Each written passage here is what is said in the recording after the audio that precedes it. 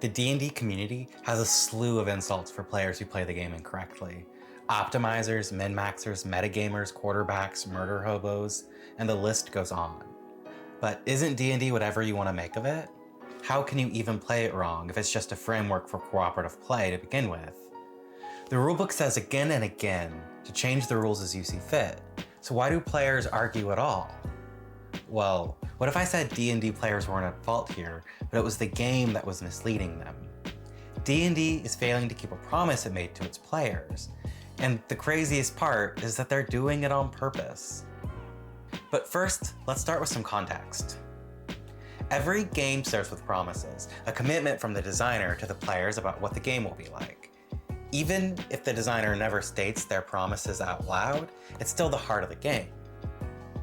A game might promise a competitive tactical experience with limitless room to grow better, like chess, or it might promise a way to manufacture funny situations with your friends, like most party games. A game can have implicit promises too, like if there's a dragon on the game's box, there should be a dragon in the game. But sometimes a game makes promises that conflict with each other, and sometimes a pair of core promises can't truly be reconciled no matter what the designer does. These are called cursed problems. This term was coined by Alex Jaffe in his GDC talk in 2019. It's a really excellent talk if you're interested in game design. It's easier to explain a curse problem if I start with an example though. In the game Pandemic, the game promises a fully cooperative experience where everyone contributes, discusses, and makes decisions together. But as a strategy game, it also promises that players should play to win. It turns out letting the player who is best at Pandemic make every decision for every player is the best way to win Pandemic. But that violates the idea of the game being cooperative, since centralized decision-making means some players won't get to contribute. So either the players must give up on the idea that they're playing in a fully cooperative manner and just take orders from the quarterback, or they must concede that playing a suboptimal strategy on purpose is more fun.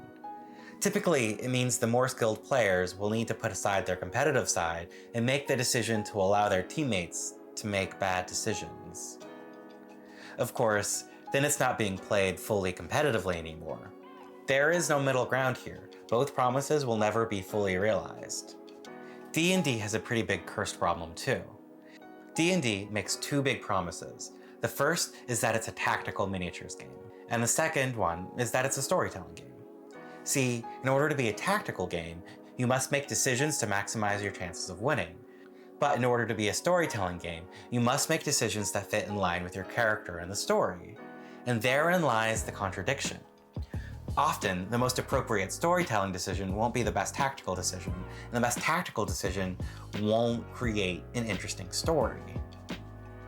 So players are forced to choose and prioritize, and players will never get to fully enjoy both promises.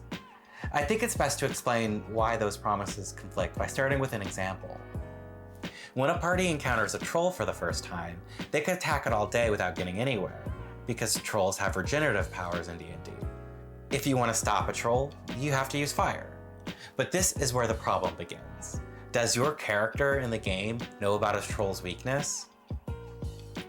If a player decides to immediately use fire against it, as any tactical player would, they might get accused of metagaming by their gaming group. That is, using what the player knows that their character doesn't to defeat the troll. This disconnect creates a weird subgame, where the game asks the players to make bad choices in service of keeping the game immersive. How long until that player is allowed to use fire? Frankly, the situation is unfair to players who took the game's promise to be tactical to heart, because it punishes players for being knowledgeable about the game, when every other tactical game rewards players for their knowledge. Imagine if a tactical game, like chess, forced you to ask yourself, would a 6th century Indian emperor be aware of the importance of controlling the middle of the board? It's an absurd question, and if someone didn't sign up to play chess expecting to explore that question, it's totally unfair to expect them to. How can you enjoy the tactical aspect of that fight when you're intentionally making bad choices to sidestep a narrative issue? The first edition of D&D had rules for 4 different combat systems, with ideas from at least 3 other war games. But it also included rules for role-playing and how the game could be used for storytelling. From its very inception, the game was a mess of ideas jammed together, and that's the heart of this cursed problem. But D&D's original designers didn't fully understand that the game had a contradiction in it, because they viewed it as a war game. There were rules for gaining followers and building your own armies, because of course that's what you'd want to do in the game. They had rules for role-playing too, but in their minds, these rules were little more than flavor text, a reaction to how players got attached to their characters in playtesting. They had no idea how important those rules would be to the game, and they had no idea that they had created this cursed problem. As a direct result of this cursed problem, it naturally separates players into two groups: the tactical-minded players and the story-minded players. Because cursed problems can't be solved, the only way around is to choose which promise is more important to you. Sometimes, D&D attempts to satisfy both kinds of players by making mechanics-oriented parts of the game very flavorful, or by giving combat rewards for role-playing. One way they do this is by throwing in super flavorful powers and with the mostly combat mechanics-centered abilities. When a monk reaches level 15 in 5th edition, they get an ability that says they no longer age and they no longer need to eat or drink. Well, that ability would be awesome, except age doesn't do anything mechanically in 5th edition. Your stats won't get lower as you age like in previous editions. Age means absolutely nothing mechanically. And finding or making food is comically easy for high-level characters, if you're even playing a game where the dungeon master cares to make you find food at all. And even though level 15 monks don't age, they still die when they get old, but you'll look young when you do. So what should a player make of this ability if the core of their engagement is the tactical half of the game? They see it as a weakness of the class, an ability that doesn't do anything to make them more powerful, and they'll rightly be frustrated that they get nothing at level 15. Of course, a story-centric player will love an ability like this, since it's such an interesting role-playing hook. But the story-centric player don't get many, if any, class abilities that provide role-playing hooks like the monks do. The mechanics can be frustrating for story-oriented players too. Battle in D&D can often turn into I swing my sword every single turn. However, if you wanted to fight more creatively, the game often punishes that. For example, it's a fantasy trope to cut chandeliers so they fall on enemies. The player cuts the chandelier and it falls onto the enemy, dealing damage in an exciting and creative way. But in D&D, the mechanics of the game discourages this. A 100-pound object falling at 15 feet does no damage at all according to the most recently published falling object rules. If the chandelier weighed 200 pounds, it would only deal 1d6 damage, far less than your average attack would, even at first level. But the DM might also decide the chandelier weighs 10 pounds and your attack does nothing. Another common example is trying to stab someone's eyes out. A DM might rule that since some attacks do actually give the blind condition, but not the attack the player is currently doing, you can't blind using that attack, and thus every attack is limited to doing precisely what the mechanics say. Otherwise, you risk trivializing the combat. And the DM who doesn't allow this is right. It can trivialize the combat if balanced combat encounters matter to you, but it also kills any chance imagination had to squeeze its way into fights as well. But in fiction, a balanced fight isn't the point. It's not even typical. Storytelling loves underdog stories, but D&D's system almost is incapable of letting an underdog win a fight. Since combat encounters are balanced to the player's level, they're almost always evenly matched. By the time players are strong enough to take down the big bad who has godlike strength, the players also have godlike strength. It forces the DM to skip the dramatic tension of an underdog story in favor of grinding on side quests and winding plots. And that in itself isn't a bad thing, but underdog stories are a core part of the fantasy genre D&D emulates, so it's unfortunate that there isn't really much room to tell these stories for tactical game balance. I want to briefly return to the idea of curse problems. In our earlier pandemic example, the quarterbacking problem is cursed, but it doesn't mean there's no way to create a good cooperative game. For example, you could limit what information each player has access to, essentially weakening the collaborative part of the promise, but in doing so, eliminating the tendency that leads to quarterbacking. And that's the heart of solving curse problems. One of the contradictory promises must be weakened until it no longer contradicts. And if you look closely at D&D, you can see the remnants of a solution. See, there are two types of role-playing games. There's mechanics first, where a player will state what they're doing in terms of game mechanics. They might state that they want to do a stealth check or cast a spell targeting whichever enemy. Then after that, they may or may not roleplay to justify those actions, or act out the result. The second way is fiction first, where you do the opposite. You start with what you want to do, how you want to do it, you act it out, and then the game master will decide if you need to roll any dice or engage in any game mechanics, and then tell you the aftermath.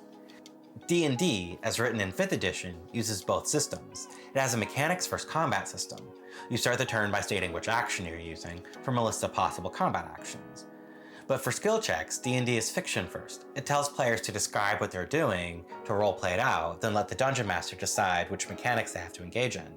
And I think this divide illustrates Wizards of the Coast's stance on this curse problem perfectly. They want combat to be tactical and separate from the role-playing half of the game. And typically, when players compromise, it ends up being D&D is a storytelling game, except when it's a tactical game during combat. Or maybe D&D is a tactical minis game with a little story to direct you from fight to fight. But for many players, they don't want to compromise in the same way the rest of their group wants to. And that's the problem with the game, because both groups of players are just responding to what the game promised. No one is wrong, despite what all the insults might suggest. D&D could create a framework that doesn't have this contradiction. Actually, D&D has tried to solve this curse problem already. In 4th edition, they clearly delineated combat from non-combat. They boiled spells down to mechanics and made it obvious when the game was tactical and when the game was about story. Character options were all mechanical, and the game was more balanced than ever. D&D chose to weaken the storytelling promise so players could be free to play a tactical game during combat, leaving the role-playing to the rest of the game. Instead of being a game that was always about storytelling, it was only sometimes about storytelling. And it was a great game. It wasn't without its flaws, but I would go as far as to say it was my favorite edition. But there was backlash. Many players knew what promises D&D had made in the past and how they wanted to play it, and they were unwilling to compromise to this new vision of the game. The story-centric players were outraged. They wanted more flavor, they wanted more role-playing hooks present in every part of the game. When Wizards of the Coast released 5th edition only a few years later, they admitted that this vision of the game was a mistake. Ultimately, D&D will never try to fix this problem again. D&D is a game about tradition and nostalgia, and this curse problem has been present in the game from its very inception. When 5th edition came out, it replaced the concise game language used by 4th edition with long, flavorful ability text. Just comparing the sleep spell from 4th edition and 5th edition is a pretty striking example of how radically they changed their approach. It seems like the designers realized that everything in the game, even the wording of ability text, had to find a way to cater to both kinds of players. Because ultimately, D&D wants to be everything for everyone, even if that results in cursed gameplay. At the end of the day, D&D isn't trying to be the best game it can be. It's trying to be the most profitable game it can be. And if that means creating conflict between tactical players and story-centric players, who are both trying to play the game how the game tells them to play, then so be it. Players will argue and blame each other for playing, but they will keep playing. For many players, maybe the nostalgia driven by this curse problem is the point. Maybe it wouldn't have caught on if the curse parts didn't drive up engagement. But this is a problem they could solve, they just don't want to. And don't forget to smash that subscribe button like you're a murder hobo with a +2 mace. Thanks for watching. I'm Jake Frondorf, and this is Cardboard Mountain.